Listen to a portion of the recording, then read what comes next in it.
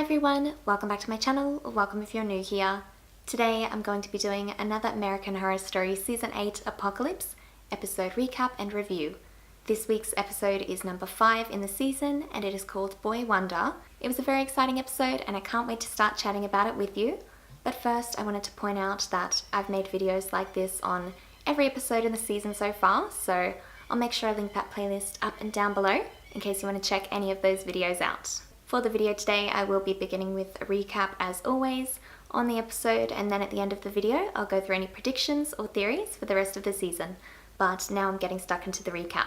Alright, so this week's episode begins with Cordelia waking up in the destroyed ruins of Ms. Robichaud's academy. She is calling out for the other witches, just trying to find them, and then is quickly set upon by cannibals.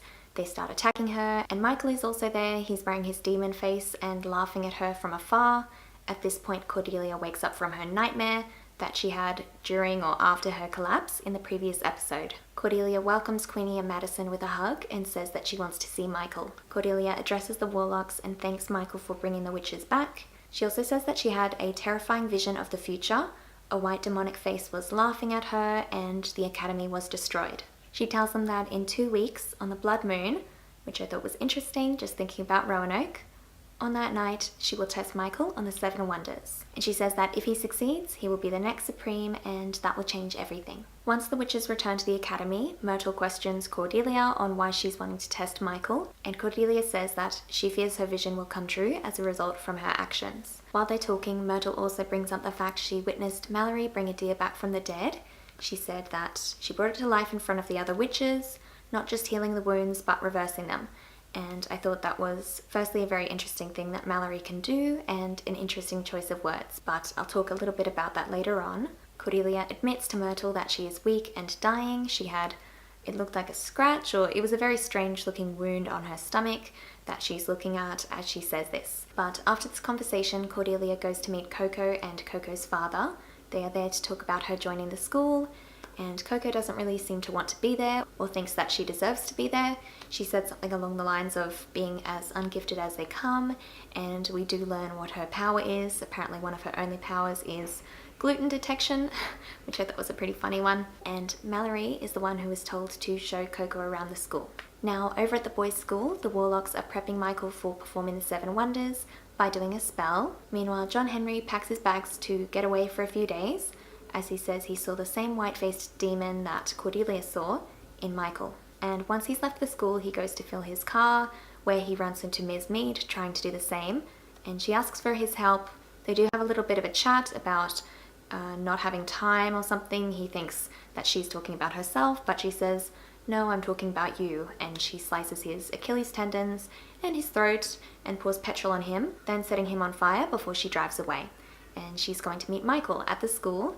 They have a little secret meeting outside, and Michael tells her that once he's the Supreme, he'll be able to destroy the Coven from the inside. At this point, Ariel joins them. He says that he knew about the plan and he didn't want Michael's chances destroyed of becoming more powerful than the witches. So that is why he supported knocking off John Henry. When it came time for Michael to perform the 7 wonders, it does show him doing each of the steps, and it was kind of in the same style that they showed the 7 wonders back in Coven.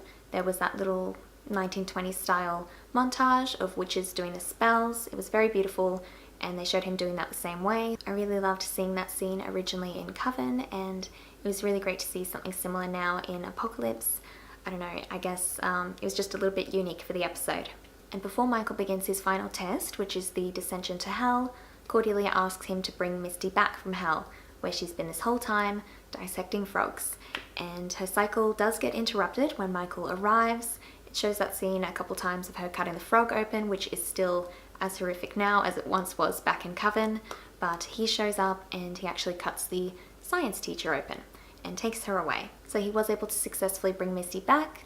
Cordelia gives Misty such a warm welcome before having a nosebleed and admitting that Michael must be the next Supreme. Later on, when Cordelia and Misty are catching up, Misty admits what happened in Hell when she was rescued.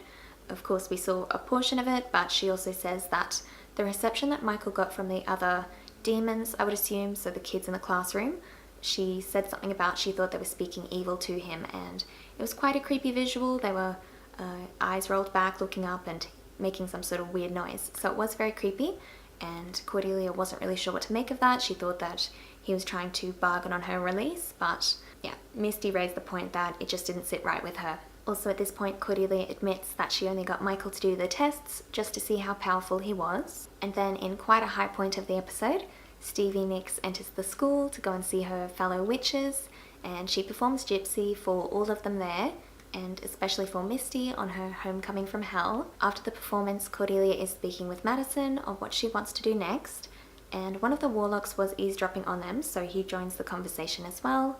Cordelia says that she wants to send Madison to the murder house, or she gave her the address. Madison asks what was so special about that place, and Cordelia says it's where it all began, which is exactly right.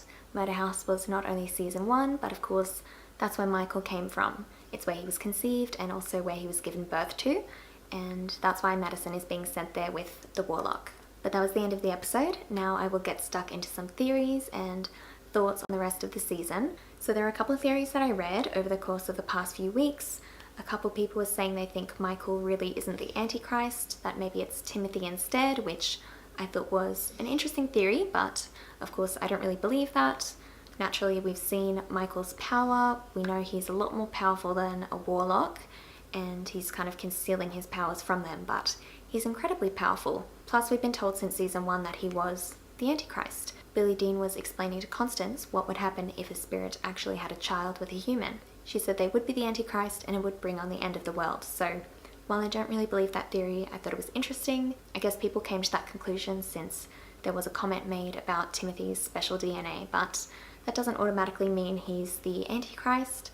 I do have my own theory on him coming back with Emily at the end of the season, but I don't know if that will pan out or not. Maybe they were just brought up to be thrown away. Another theory I saw a lot and thought about as well was Michael bringing back Misty. Of course, we saw him bring back 2 other witches in the previous episode, and I hoped he'd bring back Misty as well. A couple of people theorized that he'd only do it and then kill her off, which there were a couple seconds when she was back. I did wonder if he would do that, but obviously he didn't. She's around to stay for a while. If any of the witches have to die, I really hope it's not her. She seemed like such a powerful force to be around. Another one that popped up a lot is people speculating on who could be the new Supreme. I'm kind of the opinion that I don't know if they'll actually show a new Supreme this season. I'm not sure what Cordelia's health problems are about, but she hasn't been Supreme for very long, and I really don't think that Michael is the Alpha or Supreme anyway, so he can't be stealing her life force. I know a lot of people have said they think it's Mallory, but I feel like that is way too obvious. And I've also seen a lot of people say that they think Coco is the Supreme. Maybe she doesn't know what her powers really are yet, but I think either of those options are too obvious. If they do pick a new Supreme at all, I'm more inclined to believe it'll be Zoe or maybe Queenie. Probably not Madison, maybe Misty. But again, I really don't think it'll be too obvious if they pick someone. I really don't think they will, and I hope that Cordelia sticks around as well. A couple of things I've been thinking about myself are the reasons behind why they're going to the murder house. Of course, they're going there to contact spirits and maybe find out about how Michael has come about, his childhood, or how his life has been. They know that he is connected to that house. But I do wonder as well, is it a bit dark to think that perhaps they've gone there to try and go back in time and kill Michael to prevent any of this from happening? I don't really know how much Cordelia knows, if she has had that full-on vision about fully knowing Michael is the Antichrist and it will bring on the apocalypse, or was it just that little scene in the academy where she had her vision of being attacked by cannibals and she suspects it's Michael?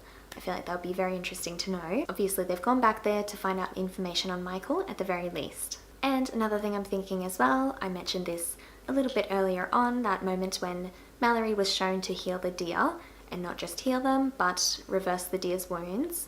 I guess I wonder, will she do the same for Cordelia? Is that the reason why they showed that? Did they use the phrasing of reversing the wounds or words to that effect to make us think about reversing time? I really do want to see some time travel this season, and I think that it's pretty likely, although I guess only time will tell. So we do know next week's episode is called Return to Murder House, and it's very exciting because that's the episode that Sarah Paulson directed, so I can't wait to see that. I have also seen as well that Evan Peters is set to direct one of the episodes this season, but they haven't announced which episode it is yet, so maybe it will be the season finale.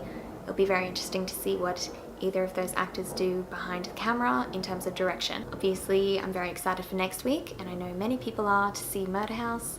maybe to see some old characters and just to see the house again. I think this is where the season is going to get super duper exciting. By the way, I wanted to mention as well, I know that I read an interview and I've seen someone make a comment on my previous video about this episode. Episode 5 was meant to be really huge and there was meant to be a big twist or something. I saw Ryan Murphy had said that in an interview. And of course a lot of big things happened, so there was Misty coming back, we saw Stevie Nicks again, and of course Michael performed and managed to succeed in completing the 7 wonders. Plus they revealed that they were returning to the murder house. I don't really know out of all of those things which is the biggest or most jaw-dropping or any sort of twist, since we know a great deal of those things were about to happen, so who knows, maybe there'll be some twist in the next episode, or maybe that's all we get for this season in terms of wild moments. It does make me wonder what my reaction would be if I'm not keeping up to date on promos and trailers and spoilers and theories and all of that stuff. But I guess we already knew that they were going back to the house, or that it would probably be featured considering it is a murder house crossover with Coven, and I guess the season's half over and we're only seeing Murder House now. So of course I'm super happy that we're finally seeing a lot of these older characters come back and also the old settings. So obviously the season started out very different, but now it's picking up and rolling on very fast. Can't wait to see how it ends. Now after I watched the episode, of course I watched the promo for next week as well, and in that little trailer there were a few interesting things. Of course we saw that Madison and the Warlock were back at the murder house to try and contact the spirits there, and they said something about them buying the house, or maybe they just glamoured someone into thinking that they bought the house, so maybe they're going to be there for a little bit of time. And I guess the most exciting thing I saw in the promo, and everybody should be pretty excited about this, we saw Constance, or we saw the back of her head. She's going in there to sort of ask why Madison's there. So finally Constance is back. We knew that she would be back this season, and I can't wait to see what she does in the episode. I do remember reading that apparently she's only meant to be in one of the episodes, so I think that it should be really exciting, hopefully not disappointing, but at the moment I'm most excited about next week's episode, as I'm sure many other people are. But yes, with that, this season is now halfway over. There is only 10 episodes this season, and I really can't wait for every week moving forward. Of course, I'll be doing videos like this as well every week. From looking at my schedule, I think I'll be able to do it pretty quickly after watching the episodes each week as well. But for now, I will be leaving the video here for today. I do hope you enjoyed this one. Please give me a thumbs up if you did, and subscribe if you haven't already. Also, let me know in a comment down below what you thought of the episode, what are you thinking of the season so far, and what do you think will happen next? I'd really love to know. But now, thanks again for watching, and hopefully, I'll see you next week. Bye!